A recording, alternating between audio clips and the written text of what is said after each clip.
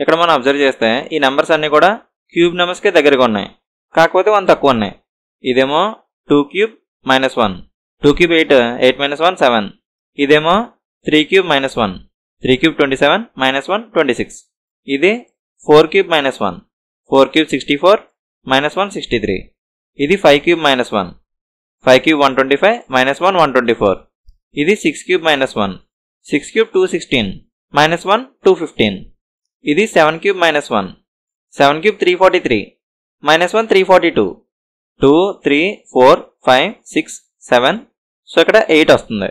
8 cube minus 1, 8 cube 512 minus 1 511. So ఇక్కడ 511 వస్తుంది. డీలో ఉంది. ఇలాంటి క్వశ్చన్స్కి అసలు పెన్ పేపర్ యూజ్ చేయాల్సిన అవసరం లేదు. ఇది 2 క్యూబ్ 1 తక్కువ ఉంది, ఇది 3 క్యూబ్ 1 తక్కువ ఉంది, ఇది 4 క్యూబ్ 1 తక్కువ ఉంది, ఇది 5 క్యూబ్ 1 తక్కువ ఉంది, ఇది 6 క్యూబ్ 1 తక్కువ ఉంది, ఇది 7 క్యూబ్ 1 తక్కువ ఉంది. ఇక్కడ 7 క్యూబ్ వచ్చింది కాబట్టి ఇక్కడ 8 క్యూబ్ వస్తుంది. 8 క్యూబ్ 512, 1 తగ్గిస్తే 511 వస్తుంది. అంతే.